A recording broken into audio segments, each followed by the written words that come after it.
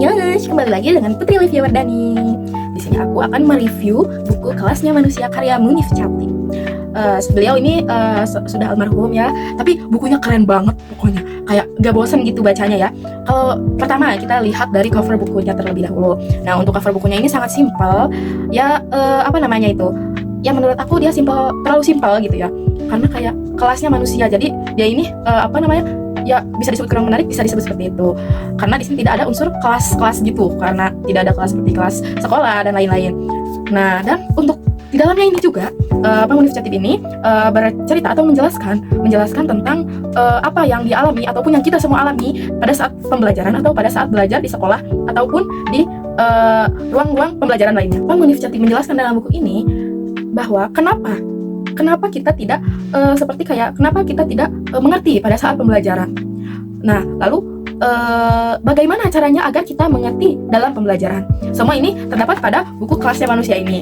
Ini di dalamnya semua terdapat cara-cara, dan juga yang pada bab pertama itu menjelaskan bahwa otak kita atau ya otak yang menyerap ilmu itu sangat tertarik pada sesuatu yang tidak biasa atau yang diistimewakan. Jadi guru itu harus mengistimewakan siswa-siswanya gitu. Terus untuk otak ini juga mereka sangat tertarik dengan sebuah gambar ataupun visual seperti misalkan kita ingin pada hari ini gitu kita belajar tentang gunung berapi gitu. Nah, kita itu tidak boleh hanya teori, tidak boleh hanya monoton menyampaikan suatu teori, tapi juga kita membuat misalkan miniatur ataupun simulasi bagaimana gunung berapi itu meletus seperti itu.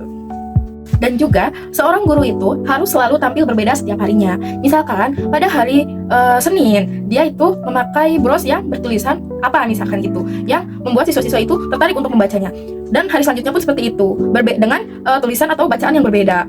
Dan untuk hari-hari selanjutnya pun seperti itu. Jadi membuat para siswa itu menarik atau kita guru dapat dikenal oleh siswa seperti itu. Dan selanjutnya di sini juga menjelaskan bahwa konsentrasi seorang anak ataupun para pelajar seperti ya terbukti oleh saya ataupun oleh kita semua, tingkat konsentrasi seorang siswa itu hanya pada awal pembelajaran dan akhir pembelajaran seperti itu. Jadi kita dapat menyimpulkan setiap pembelajaran. Misalkan hari ini pembelajaran tentang kimia. Nah, nanti di akhir pembelajaran ini guru itu menyimpulkan seperti itu. Jadi bisa ditangkap oleh para siswa. Karena terkadang pada saat kita menjelaskan suatu materi, para siswa sibuk dengan masing-masing seperti itu. Selanjutnya pada bab 2 buku Kelasnya Manusia itu beliau menyampaikan bahwa display kelas itu sangat penting. Sedangkan yang kita tahu kelas itu merupakan bangunan persegi atau kubus dengan ukuran 7x7 yang dihuni oleh 40 siswa. Ya monoton begitulah intinya yang kita tahu. Nah, pada bab 2 ini beliau menjelaskan bahwa betapa pentingnya display kelas. Ya walaupun misalkan 7x7 dan tidak atau ruangan di sekolah itu terbatas, kita dapat membuatnya dengan menjadi beberapa sudut atau beberapa aktivitas. Misalkan pembelajaran itu misalkan di tengah ya, pojok kanan misalkan sudut baca, pojok kiri misalkan atau misalkan pojok kiri itu dijadikan penyimpanan karya-karya siswa. Nah, seperti itu. Ataupun juga yang lainnya. Dan juga beliau menjelaskan bahwa pentingnya display di sekolah-sekolah, baik itu di area tangga, karena di area tangga itu sangat kosong ya, dapat kita buktikan di area tangga itu sangat kosong. Lebih baik dijadikan tempat display agar para siswa juga dapat setiap melewatinya, dan area tangga itu yang paling sering dilewati oleh siswa tentunya. Nah, seperti itu. Dan juga di area tembok ataupun misalkan tidak di tembok pun kita membuat suatu papan buletin seperti itu agar para siswa dapat melihat informasi-informasi, ataupun kita juga dapat memajang prestasi siswa-siswa seperti itu. Ataupun juga kita bisa membuat reward kepada siswa setiap sebulan sekali misalkan seperti itu, dan itu dapat dipajang di papan buletin itu. Untuk di bab 3 ini beliau menceritakan gitu bagaimana caranya kita membuat kelas 7x7 itu menjadi kelas yang nyaman, luar biasa pokoknya. Di sini pokoknya dia menjelaskan tentang banyak lah gitu ya. Kalau aku sebutkan mungkin kalian nggak penasaran, kalau ini caranya bisa dilihat sendiri. Oh iya, tentunya buku ini juga dilengkapi dengan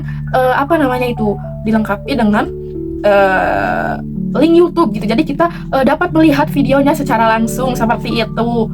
Ya, jadi Ya bagus lah ini buku inilah ya. Selanjutnya di bab selanjutnya buku kelasnya manusia ini menceritakan atau menjelaskan bagaimana caranya menjadikan kelas yang 7x7 itu menjadi kelas yang nyaman dan juga cepat untuk masuk ke dalam otak kita ilmunya seperti itu.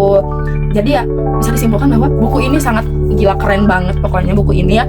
Dan juga aku yang bacanya nggak bosen soalnya di dalamnya itu kayak ada gambar-gambarnya dan juga menjadikan kita kayak lebih jelas gitu. Ini contoh gambarnya gitu. Jadi kita gampang untuk mempraktekannya kepada para siswa gitu. Segitu saja yang dapat saya sampaikan. Terima kasih yang sudah menonton. Wassalamualaikum warahmatullahi wabarakatuh.